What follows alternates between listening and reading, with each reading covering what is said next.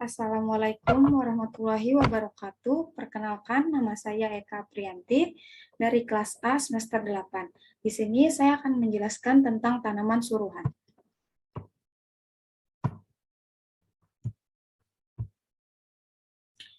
Suruhan.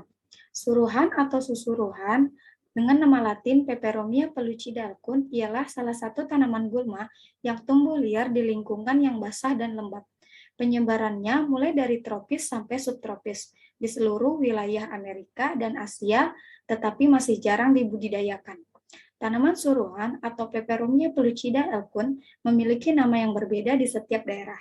Misalnya di daerah Sleman, Yogyakarta dikenal dengan nama suruhan, sedangkan di daerah Goa, Sulawesi Selatan dikenal dengan nama daun kaca-kaca, sedangkan nama lokal di berbagai negara antara lain ketumpangan air Malaysia, pepper elder Amerika Utara, dan dingchou Singapura. Berikut ini klasifikasi dari Peperomia pellucida alcun atau suruhan. Berikut ini gambar dari tanaman Peperomia pellucida alcun.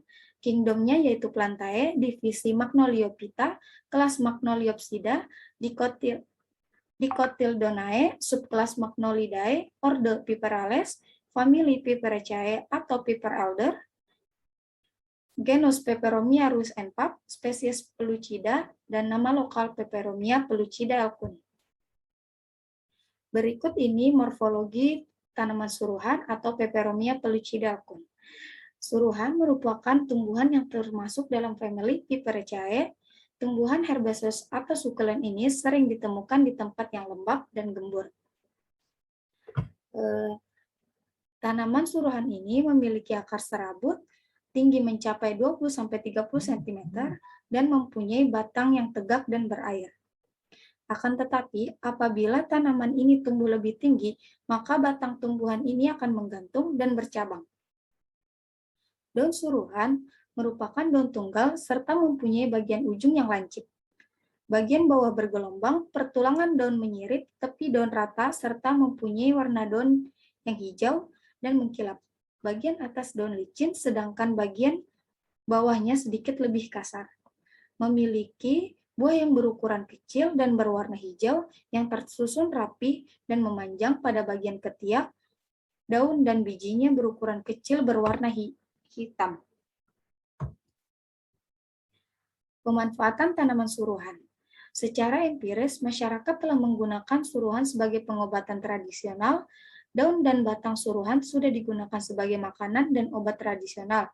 Biasanya, masyarakat memanfaatkan suruhan atau Peperomia pellucida alcun sebagai pengobatan dalam bentuk segar, infusan, dan rebusan. Di Indonesia atau Pulau Jawa, suruhan selain dikonsumsi untuk mengobati asam urat, juga dipercaya dapat menghilangkan rasa letih, sedangkan masyarakat Deli, Sedang Sumatera Utara, sudah lama menggunakan suruhan untuk pengobatan beberapa penyakit, diantaranya asam urat, bisul, sedangkan di wilayah Sulawesi Utara, tanaman ini dimanfaatkan untuk menurunkan kolesterol darah. Masyarakat lokal Myanmar juga mengkonsumsi suruhan untuk salad, sayuran, dan untuk menyembuhkan penyakit asam urat. Di Malaysia, suruhan secara luas dimanfaatkan untuk pengobatan tradisional seperti antiinflamasi, asam urat, artritis, serta penyembuhan luka. Suruhan di Filipina dikenal dengan nama lokal pansit-pansitan. Berikut ini kandungan senyawa tanaman suruhan. Pada bagian batang mengandung senyawa alkaloid, flavonoid, tanin, steroid, dan triterpenoid. Sedangkan pada bagian daun mengandung senyawa alkaloid, flavonoid, saponin, tanin. Sedangkan bagian seluruh tanaman mengandung alkaloid, flavonoid, saponin, tanin. Sedangkan bagian udara yaitu mengandung senyawa alkaloid, flavonoid, saponin, tanin, steroid.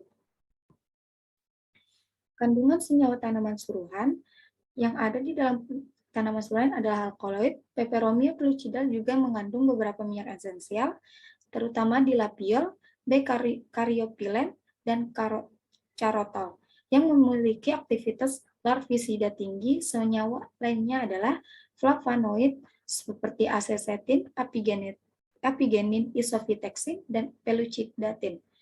pitosterol yaitu kampesterol, stigmasterol, dan aryl-propanoids, glikosida jantung, tanin, dan antrakuinan juga telah disolusi dari tanaman ini. Berikut manfaat tanaman suruhan yaitu seperti analgesik, antipiretik, antiinflamasi, hipoglikemik, antibakteri, anti jamur, antimikroba, antioksidan, dan antidiabetik. Berikut ini beberapa hasil penelitian tanaman suruhan. Yang pertama, antioksidan. Total antioksidan tumbuhan suruhan diukur menggunakan metode FRAP. Hasilnya ialah senyawa-senyawa antioksidan pada tumbuhan suruhan dalam penelitian ini berperan dalam mereduksi ion Fe3+ menjadi ion Fe2+. Senyawa produktor dan reduktor yang terdapat dalam tumbuhan suruhan digolongkan sebagai antioksidan alami. Senyawa antioksidan alami yang terdapat dalam tumbuhan suruhan diantaranya adalah alkaloid, tanin, saponin, dan senyawa polifenol. W. et al. Melaporkan bahwa tumbuhan suruhan mengandung senyawa pitol 37,88%, 2-naptalenol, dekahidro 6,20%, hexadecanoic acid metil ester 18,31%, dan 9,12 oktaden dekadionoic acid dan metil ester 17,61%. Yang kedua, antibakteri.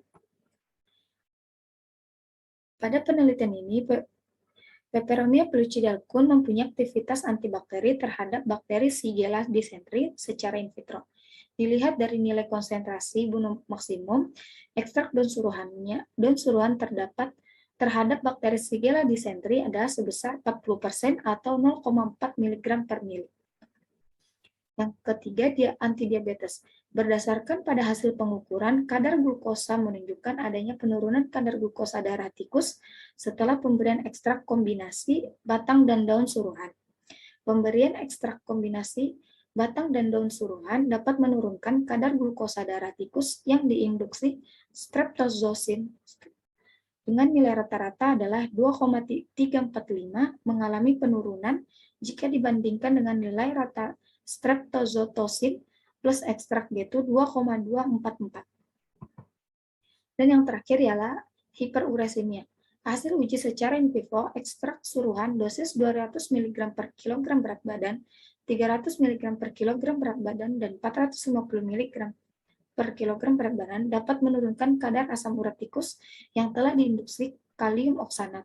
Dosis 1 200 mg per kilogram berat badan, dosis 2 300 mg per kilogram berat badan, dan 450 mg per kilogram berat badan dari ekstrak suruhan mampu memberikan penurunan kadar asam urat yang optimal dan semua efektivitasnya dengan allopurinol. Mungkin sampai di sini presentasi yang dapat saya sampaikan. Lebih dan kurangnya mohon dimaafkan. Saya akhiri. Wassalamualaikum warahmatullahi wabarakatuh.